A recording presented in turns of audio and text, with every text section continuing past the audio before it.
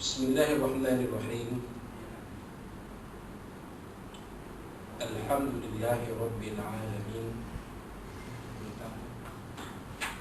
Wa bihi nasta'in ala umuri dunya waddin. Nastaghfiruhu wa nastahdihi wa natubu ilayhi wa natawakkalu alayhi. Wa na'udzu bihi min shururi anfusina wa min sayyiati a'malina. Man yahdihillahu fala mudilla lahu wa huwal muhtadi wa man yudlil falan tajid lahu waliyyan murshida wa la hadiya lahu. Asyhadu an la ilaha illallah wahdahu la syarika lah wa asyhadu anna sayyidana Muhammadan abduhu wa rasuluh. Allahumma shalli wa sallim wa barik ala hadha nabiyil karim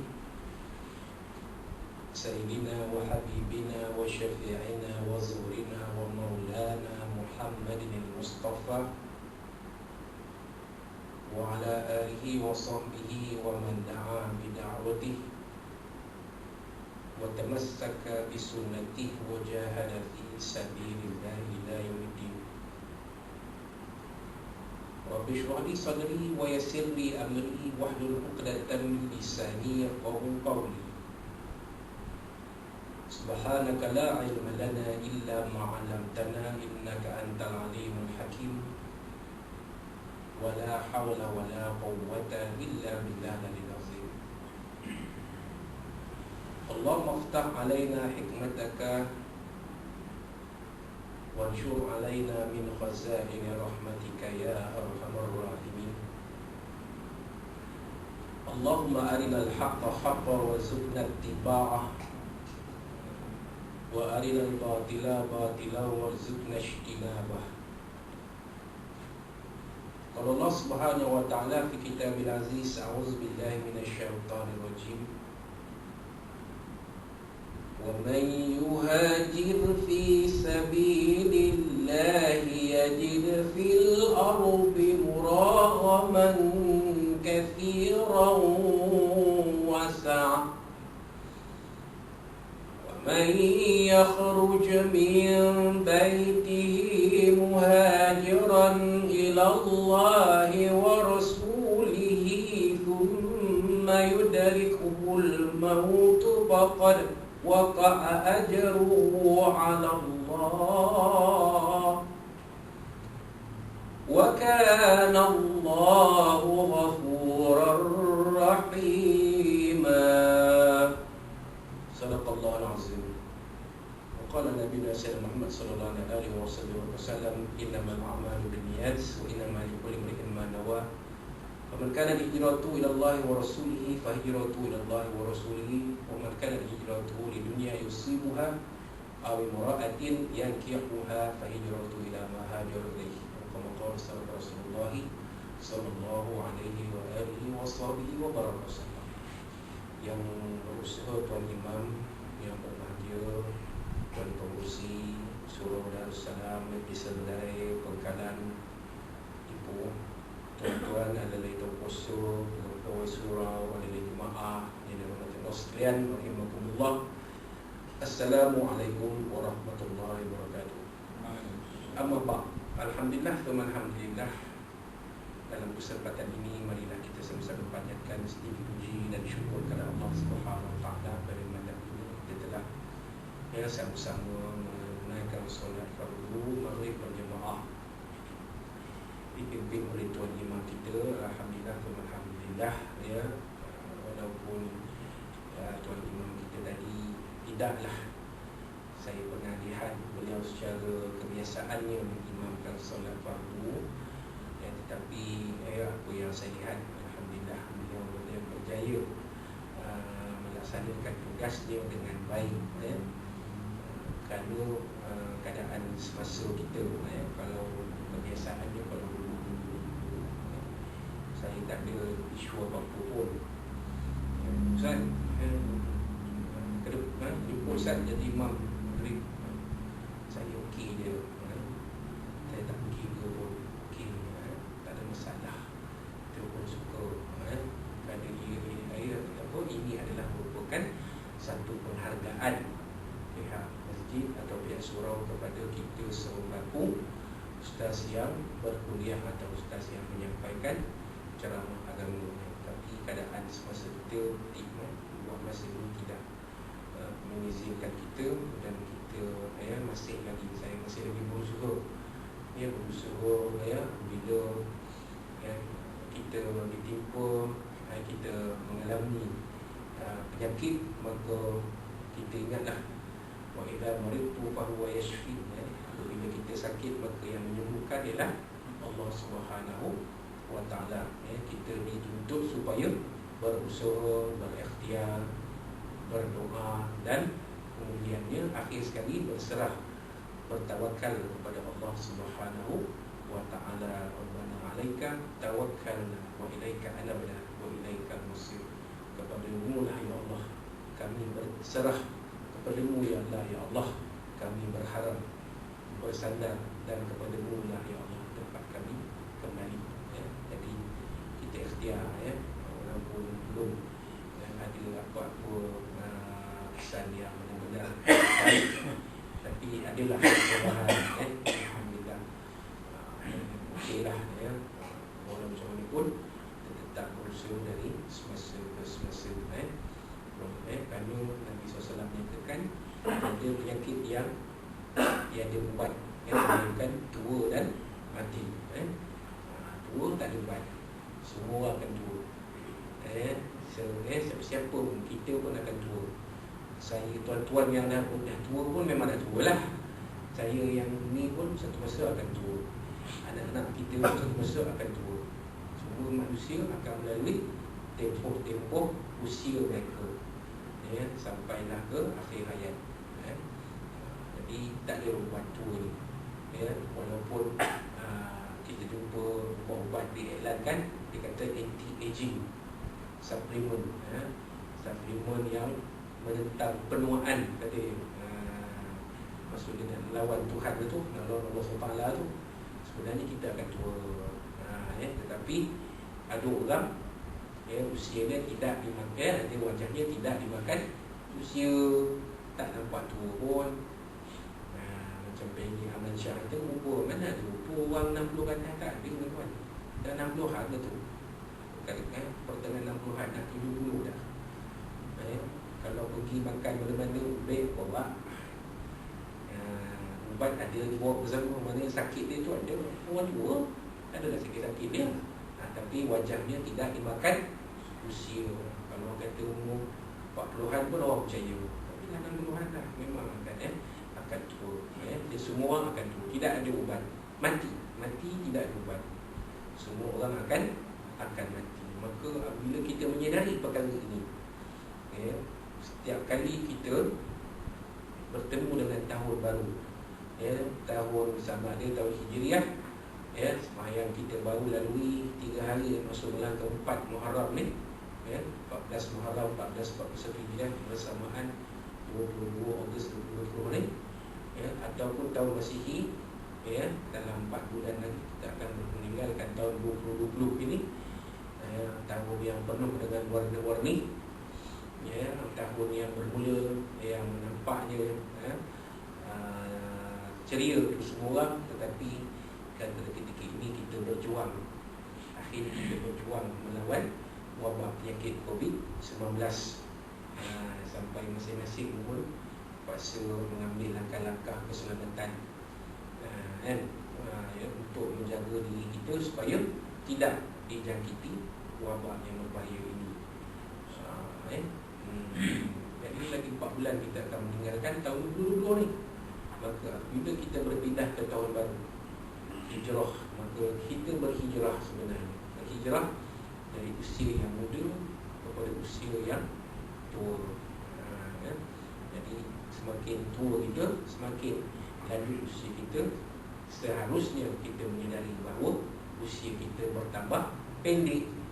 Maka bila usia kita bertambah pendek, maka bersedia kita perlu mengambil peluang yang masa yang masih ada untuk memperbanyakkan amal ibadah kita.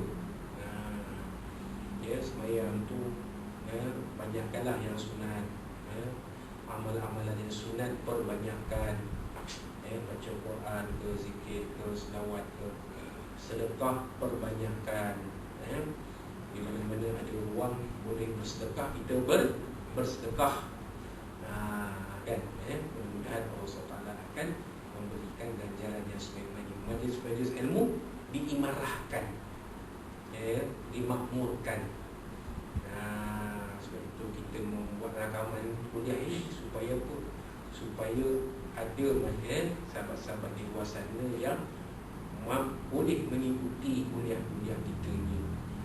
Walaupun taklah ramai mana pun, sebab mungkin pada akhir zaman ni orang melihat kepada siapa, orang tidak melihat kepada apa. Yang sepatutnya uzur ila ma qala wa la tanzur ila ma qala. Lihatlah kepada apa yang disampaikan, dan jangan kamu lihat kepada siapa yang menyampaikan. Tapi akhir zaman ni masyarakat macam tu, dia lihat siapa yang menyampaikan. Kalau dilihatnya UMAI yang sampaikan, taklah ramai sangat, adalah sekerat-sekerat, adalah sikit-sikit. Kalau dilihat dia orang yang hari-hari masuk TV, laju, cepat laju, kan? Cepat laju. Kalau ada benda pelik-pelik, laju je masuk, ramai orang tonton. Kalau benda tu tak pelik, tak ramai orang tonton. Kalau bagaimanapun, kita tidak boleh putus asa, kita tidak boleh menyerah kalah. Orang Islam, dia sifat dia tidak mudah menyerah kalah. Orang Islam ni sifat dia kuat dengan semangat jihad. Apa makna jihad? Semangat perjuangan, berjuang dalam bidang masing-masing. Kalau orang yang berniaga, jihad perniagaan. Kalau orang yang berceramah, jihad ilmu. Kalau orang yang berdakwah, jihad dakwah. Jihad ni banyak, kan? Kalau orang budaya, orang seni, jihad seni, jihad budaya. Bagaimana nak membawa manusia kepada jalan Allah dengan seni, dengan budaya, kan? Sebab itu kalau kita lihat, kita baca sejarah Wali Songo, mereka membawa Islam masuk ke Pulau Jawa melalui kesenian dan kebudayaan. Itu perjuangan mereka. Kenapa? Kerana masyarakat Jawa yang beragama Hindu ketika itu, mereka suka menyukai kesenian dan kebudayaan. Jadi Islam dibawa dengan jalan tu. Begitu juga masyarakat Islam di setengah-setengah tempat, di setengah-setengah negara. Contohnya di Jepun, mereka suka kepada anime. Maka orang mana-mana, orang Islam yang suka pada, yang pandai melukis, gunakan anime itu sebagai satu cara untuk menyampaikan Islam. Mudah-mudahan mereka akan mudah tertarik kepada Islam. Dan di negara di sebelah Asia ni, benua Asia ni, negara-negara yang Islam yang cepat berkembang ialah antara lainnya Jepun dan Korea. Jepun lah terutamanya. Kerana di sana tiada yang sekatan-sekatan, tak ada masalah. Tapi kalau di Korea dia ada sekatan. Siapa yang pernah tengok video Daud Kim akan tahu apakah sekatan-sekatan bagi pendakwah Islam di Korea Selatan terutamanya. Kalau tak usah ceritalah komunis, confirm tu memang takkan boleh Islam. Walaupun ada ruang sebenarnya, tapi ruang itu dipantau, jadi agak sukar. Mereka kalau Kim Jong Un memeluk agama Islam, itu memang cepatlah. Dia meluk Islam je, habis semua Korea Utara meluk Islam. Dia suruh siapa tak meluk Islam, tembak, habis semua masuk Islam. Itu kalau dapat tangkap Kim Jong Un memeluk Islam. Kalau tak, susah. Boleh, ada ruang sebenarnya, tapi ruang itu dipantau oleh pemerintah dengan ketat. Itu di Korea Utara. Kalau Korea Selatan ada sekatan-sekatan. Itu siapa yang tengok video Daud Kim boleh lihat apakah sekatan-sekatan itu. Tapi di Jepun tiada sekatan. Ini berdasarkan apa yang kita lihat dari apa yang disampaikan oleh Ustaz Ahmad Eno dan juga mu'allaf Muslim Jepun yang ada di sana. Tak ada sekatan apa. Mereka terbuka. Asal yang usik agama Shinto dan Buddha sudah lah. Apa-apa agama boleh berkembang, Kristian ke, Islam ke, tak ada masalah. Jadi masing-masing dengan jihad masing-masing. Maka jadikanlah peristiwa hijrah Nabi SAW ni sebagai kita kata satu motivasi diri untuk kita, untuk kita berhijrah, melakukan penghijrahan, melakukan perubahan, daripada yang baik kepada yang lebih baik. Dah baik dah ni, tapi kita cuba ke arah yang lebih baik, insya-Allah. Izin Allah SWT, Allah Ta'ala akan buka lagi lebih banyak ruang-ruang untuk kita menyampaikan agama kita di tengah masyarakat, insya-Allah. Maka kita teruskan pengajian kitab kita, kitab 40 hadis penawar hati yang disusun oleh Tuan Guru Asy-Syeikh Tuan Haji Ahmad Fahmi Zamzam Abu Ali Al-Badri Ad-Dalwi hafizahullah taala. Tuan Guru dia masih hidup lagi. Dia sampai kepada hadis yang ke-30 kalau tak salah saya. Hadis 29 dah baca dah. Betul kalau salah betul dengan saya. Saya dah baca dah, beramallah sebelum terlambat di 7 perkara ni kita dah baca. Minggu dah lepas Dia sampai kepada hadis yang ke-30. Tajuknya bengkak kaki kerana banyak sembahyang malam. Ni tuan-tuan. Ini kisah Nabi SAW. Sayyidatuna Aisyah radhiyallahu anha, daripada Sayyidatuna Aisyah radhiyallahu anha. Hadis ini diriwayatkan oleh daripada Sayyidatuna Aisyah radhiyallahu anha, isteri kesayangan Nabi SAW. Baru ni saya menghadiri khusus pengurusan suluh, SULH. Dalam bahasa Arab ejaannya sad lam ha sul as-sulhu. Dalam Quran Allah Taala berfirman was-sulhu khair, perdamaian itu lebih baik. Jadi pengurusan suluh ni maksudnya runding cara perkahwinan. Sebab itulah kuliah kita ditarik, ditunda ke malam ni. Kalau tidak hari Selasa malam lepas 18 hari bulan. 18 hari bulan. Tapi malam tu saya berada di Bangi, di situ Datuk Islam Malaysia Bangi, khusus 2 hari pengurusan suluh, pengurusan runding cara perkahwinan, antaranya menyebut tentang poligami, suluh poligami. Jadi kata penceramah, ayat Quran pun menyebut dalam surah An-Nisa, mafhumnya kamu tak akan mampu berlaku adil. Terus saya tengok orang kemudian tengok pada Nabi SAW tak mampu berlaku adil ni, maksudnya bukan tak mampu berlaku adil dari segi material. Boleh, material memang boleh berlaku adil, tak ada masalah. Sama ada disusun oleh suami dengan persetujuan isteri ataupun melalui perintah mahkamah, boleh, tak ada masalah. Bab material, bab duit, bab bermalam, giliran bermalam, bab harta, tak ada masalah. Tapi bab kasih sayang, di sinilah Allah SWT sebut kita tak akan mampu berlaku adil. Kenapa? Kerana Nabi SAW pun macam tu. Nabi SAW lagi pula ramai isteri baginda SAW, 9 orang tu. Tapi daripada 99 ni yang Nabi paling kasih, pertamanya Sayyidatuna Khadijah radhiyallahu anha. Maka Nabi SAW berkahwin lebih hanya setelah Sayyidatuna Khadijah wafat atau meninggal dunia. Nabi kahwin lebih dari satu.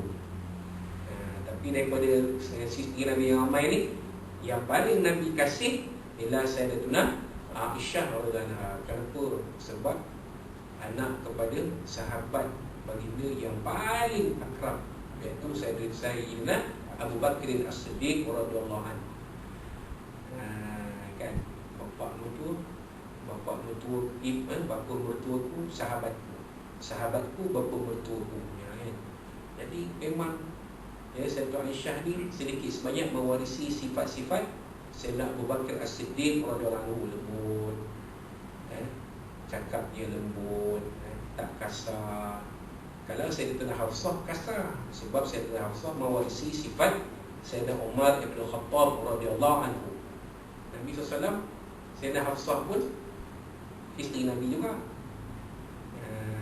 Jadi Nabi SAW beristerikan 2 anak, 2 orang putera sahabat baginda yang paling rapat, Sayyidina Abu Bakar As-Siddiq dan Sayyidina Umar bin Khattab radhiyallahu anhu. Kan? Jadi kalau kita baca sejarahnya, karakter berbeza. Sayyidina Aisyah lain karakter dia, Sayyidina Hafsah lain karakter dia, tak sama. Kan? Ya. Jadi Nabi SAW lebih kasih, lebih sayang kepada Sayyidatuna Aisyah radhiyallahu anha. Kerana pula Sayyidatuna Aisyah ni dikahwini Nabi pada usia yang sangat muda. Walaupun ada khilaf, yang masyhurnya umur 6 tahun, nikah gantung, duduk sekali umur 9 tahun. Kata Syekh Al-Mubarakfuri Al-Kandahlawi, tidak, kata usianya 17 tahun. Wallahu a'lam. Ini kita tidak tahu. Kita di akhir zaman ni kita tak tahu. Kita tak berada zaman Nabi SAW. Kita tak tahu. Ya, tak pusat gaduh. Jangan pula tuan-tuan tekak pula. Mana ada? Sayyidina Aisyah, mana ada? Lama kita sama kita bergaduh. Fakta sejarah tak berubah, tapi hubungan kita jadi renggang sesama kita. Pasal apa? Bergaduh tentang usia Sayyidina Aisyah kahwin dengan Nabi. Tak payahlah kita nak bergaduh waktu.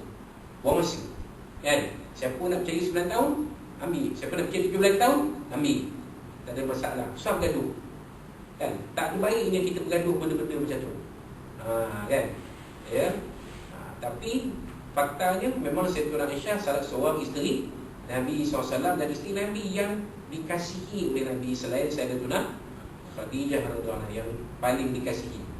Yang lain bukan Nabi sayang, sayang. Itu cerita dalam Al-Bab.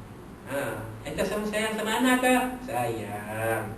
Baik. Tu kan, Masturah cakap kan. Masya awal ni macam berbodoh sikit, tok-tok. Kan? Cakapnya belan kan. Tengok kan.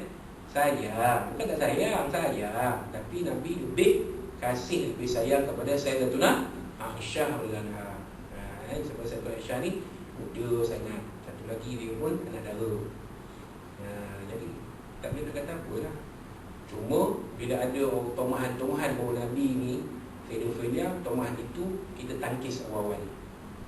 Nabi SAW bernikah, bukan berzina dengan kanak-kanak. Kena faham tu. Fedia ni bukan dia bukan kahwin, dia berzina. Maksudnya menyetubuhi kanak-kanak itu tanpa pernikahan, itu fedia namanya. Nabi kahwin ke berzina? Tak, Nabi berkahwin. Walaupun usia Aisyah tu 9 tahun ketika dikahwini oleh Nabi SAW. Tapi itu tak boleh diguna alasan untuk Nabi kita terima mengamalkan fedia. Tuan kena faham tu. Ada yang tomah tu, terutamanya Orientalis. Mereka bertomah kan, Muhammad ni fedia, kaki seks, kahwin sampai 9 orang. Kita bacalah sirah Nabi SAW, baru kita faham Nabi bukan gitu. Nabi bukan gila seks. Yang gila seks ni pemimpin Arab Quraisy. Itu memang gila seks. Banyak, isteri dah banyak, ada simpan gundik lagi pula. Itu memang gila seks. Gundik besar, kecil, semua saiz ada. Itu memang gila seks. Nabi SAW tidak. Orang Islam tidak. Walaupun Islam ni boleh kahwin sampai 4, tak. Ikut kemampuan. Quran pun kata wa idhiftum alla ta'dilu fa wahidah. Kalau tak mampu berlaku adil, satu cukup. Kalau tak mampu berlaku adil, duitnya, bahagian malamnya, hartanya, satu cukuplah. Tapi isteri yang satu tu janganlah tentang suami aku punya, aku seorang, aku nak bully ke, aku nak buat apa, suami aku tunggu je. Jangan buat main. Lelaki ni pantang di cabar. Jangan buat main. Esok dan diam dia buat kira. Kan? Itu yang kita kena faham.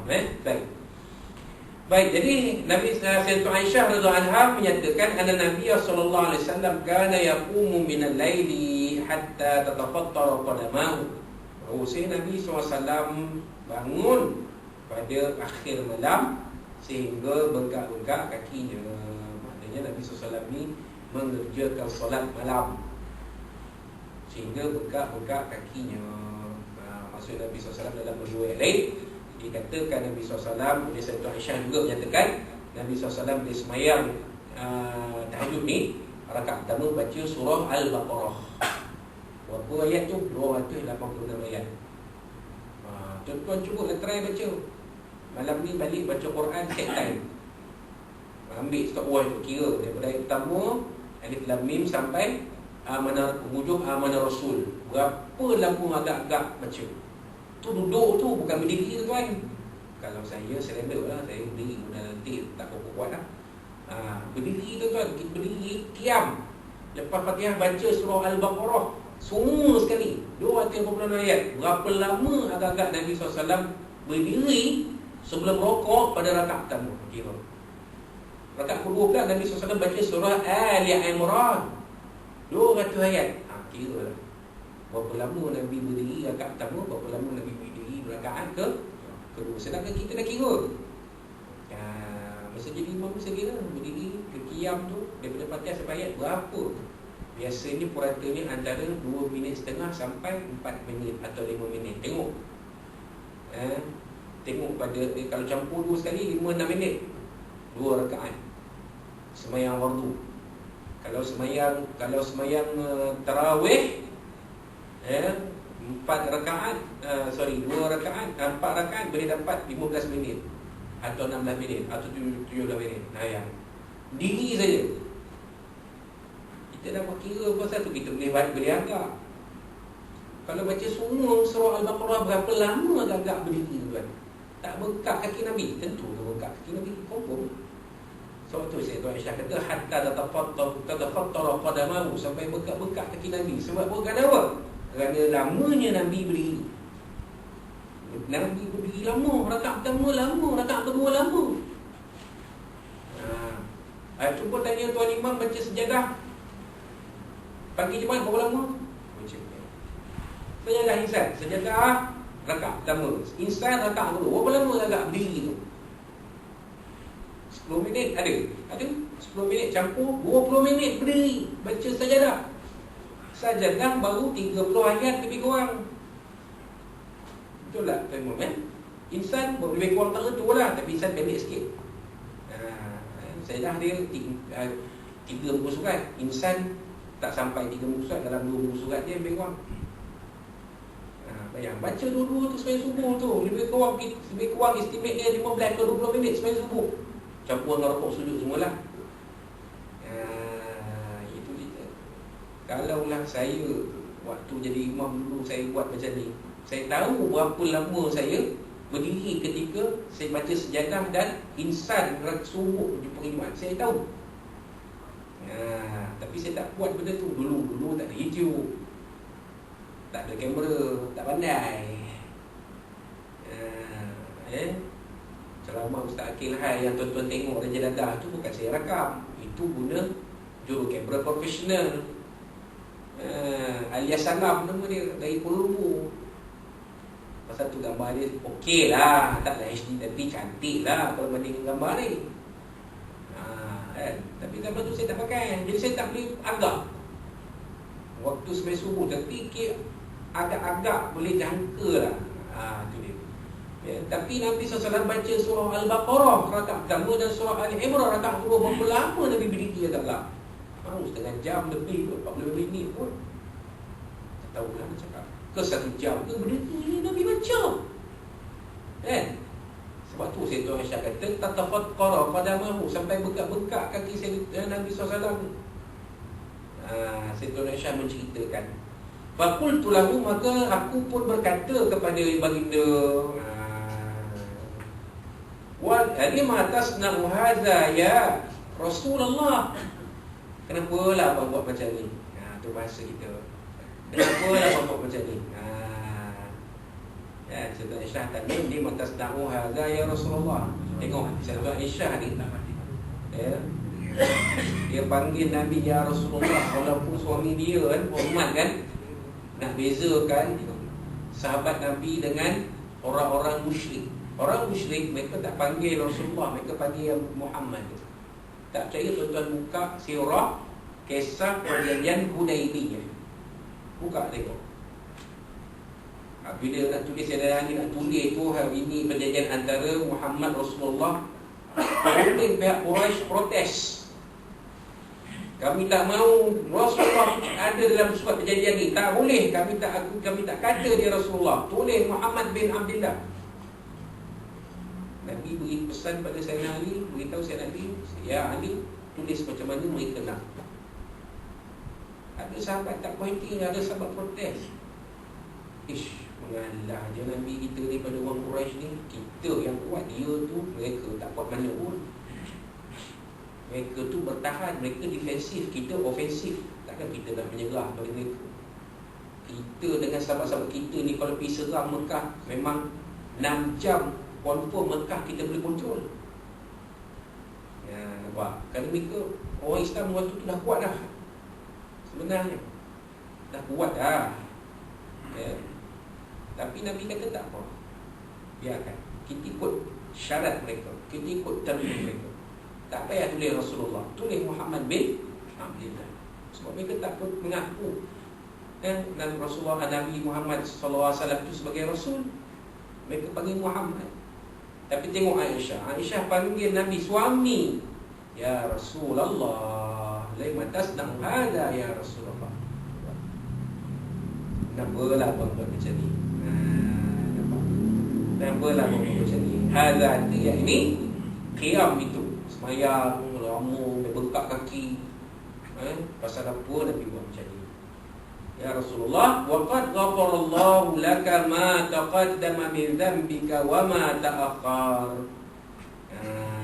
Sedangkan Allah Ta'ala mengampunkan abang apa-apa dosa yang terdahulu dan yang terkemudian. Apa makna ni? Ma taqaddama min dhanbika wa ma ta'akhkhar. Perkataan ghafarallahu laka ma taqaddama min dhanbika wa ma ta'akhkhar. Adakah Nabi itu berdosa? Tidak. Nabi-Nabi dan Rasul-Rasul disebut oleh ulama-ulama kita ahli sunnah wal jamaah dalam ilmu tauhid, ilmu akidah sebagai maksum. Pemaksum, terpelihara daripada dosa-dosa. Tetapi adakah Nabi-Nabi Rasul-Rasul terpelihara dari tersilap? Tidak. Tak.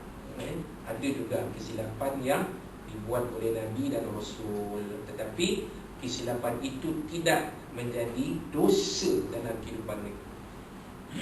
Nabi Adam ada buat silap tak? Ada. Nabi Adam makan buah khuldi, itu silap Nabi Adam, tapi tak dikira sebagai dosa. Kesilapan itu sengaja Allah Ta'ala adakan, dilakukan oleh Nabi Adam, nak jadi sebab Allah Ta'ala nak turunkan Nabi Adam ke dunia, ke bumi. Kalau tak jadi. Sebab Allah Ta'ala cipta Adam tu sebab nak jadi khalifah. Inni ja'ilun fil ardi khalifah. Habis macam mana kalau Adam duduk syurga, bila Adam nak turun bumi?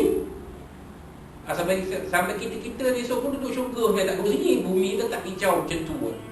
Tak ada pun Darussalam, tak ada pun Penggalan, tak ada pun Desa Badaring, tak ada pun Ipoh, tak ada pun Perak, tak ada pun Malaysia, tak ada pun Asia, tak ada.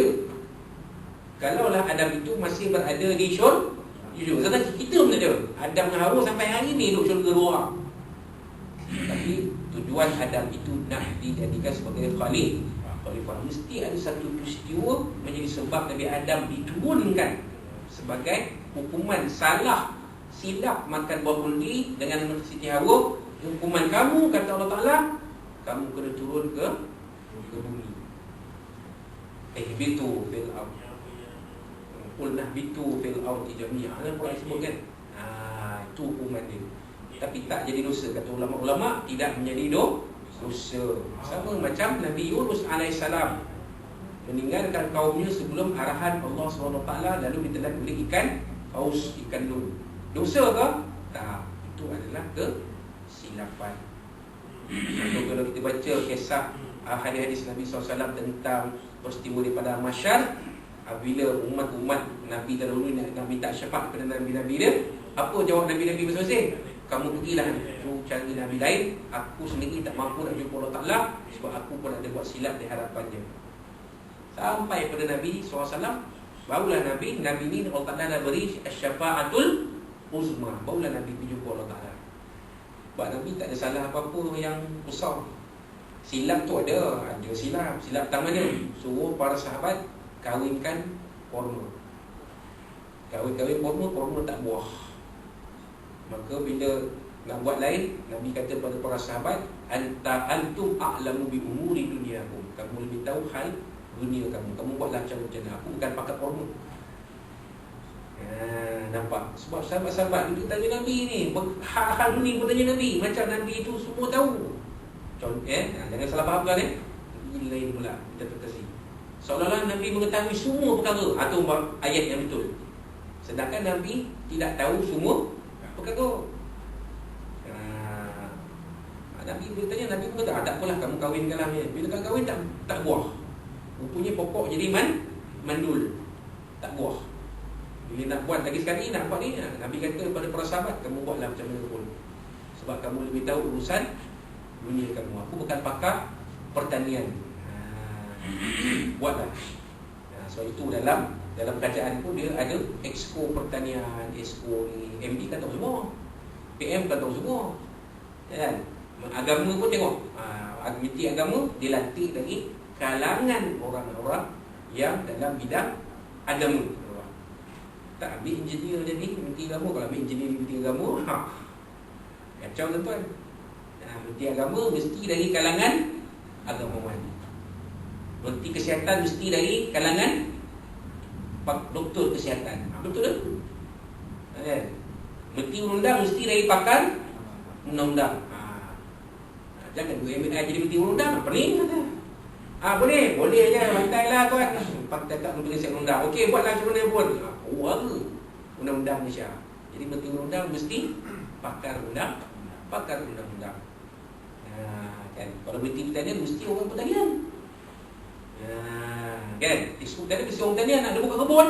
Tak ada. Jangan ambil menteri pertanian. Nak pergi pertanian kena ada kebun dulu. Saya ada buat projek kebun dulu. Tengok jadi menteri pertanian. Dan orang yang background, jangan ambil orang Pelumpur jadi menteri pertanian, hancur. Pelumpur mana ada kebun. Mesti ambil orang kampung luar Lenggong jadi menteri pertanian. Betul. Pasal asal kampung. Kan? Itu dia tuan-tuan. Baik, kita balik pada sini balik.